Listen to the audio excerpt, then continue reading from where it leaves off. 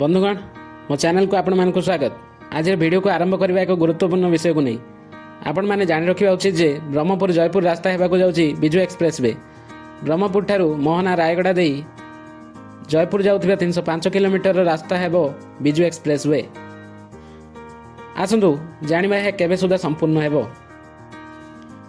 मुख्यमंत्री नवीन पट्टनायक राज्य परिवहन व्यवस्था को सुदृढ़ करने निज पिता नाम विजु एक्सप्रेस वे निर्माण करने 2014 मसीह निष्पत्ति नहीं से दुईटी फेज्रे भिन्न भिन्न अंचल में विजु एक्सप्रेस वे निर्माण करने को लक्ष्य रखिते।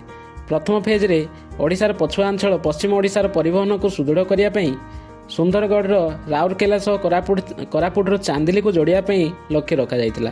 द्वितीय फेज्रे दक्षिण ओडिशार गंजाम जिलार ब्रह्मपुर सह जयपुर को जोड़ार योजना रखा 2014 मसीह योजना कर प्रकल्प को 2019 मसीहा सुधा संपूर्ण करने लक्ष्य रखा जाइतिले सुधा पुंजीर अभाव और अन्य कारण जो संपूर्ण हो पार नाथिला।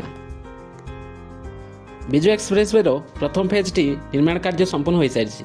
गत वर्ष मार्च मसरे विजुबाबू 107तम जन्मदिवस में मुख्यमंत्री नवीन पट्टनायक विजु एक्सप्रेस वे शिलान्यास कर express way T Sundargarh Jharsuguda Sambalpur Bargarh Nuapada Kalahandi Nabarangpur और कोरापुट भली 8टी जिला मध्य दे 650 किलोमीटर गति करिछि।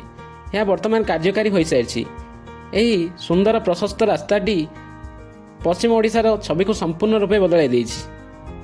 ब्रह्मपुर सह जयपुर को जोड़ुथिबा विजु एक्सप्रेस वे द्वितीय फेज टी एपर्यंत संपूर्ण होई नथिले मध्य यह 2026 मसीहा सुधा संपूर्ण करिवार लक्ष्य रखा जाइछि। विजु एक्सप्रेस वे यह विस्तारित प्रकल्पटी गंजाम गजपति रायगड़ा और कोरापुट भली 4टी दक्षिण ओडिशार जिला को जोड़िबो। यार मोट दूरता 305 किलोमीटर रहिबो। यह गंजाम जिलार ब्रह्मपुर ठारू गजपति सीमा पर्यंत 43 किलोमीटर अतिक्रम कला बेले गजपति जिले में 47 किलोमीटर, रायगड़ा जिले में 158 किलोमीटर और कोरापुट जिले में 57 किलोमीटर रास्ता अतिक्रम करिबो।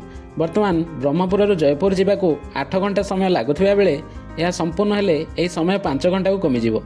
यह निर्माण करने पहाड़ खोड़ी सुड़ंग रास्ता करिवार योजना थिबारु 20 ରୁ 25 किमी दूरता कमिजिबो।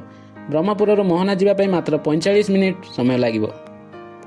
विजु एक्सप्रेस वे निर्माण कार्य संपूर्ण हेले यातायात व्यवस्था उन्नति घटिबा सह से अंचल मानक जमीर मूल्य आहरी बढ़िजिबो, जहाँफल सेठाकार लोके अनेक दृष्टिकोण उपकृत हेबे। फ्रेंड्स आज एतिकी थिला। आशा करछि मु आपन मानकु संपूर्ण तथ्य दे पारिछि। वीडियोटी केमिति लागला कमेंट माध्यम रे जणाई पारिबे। धन्यवाद।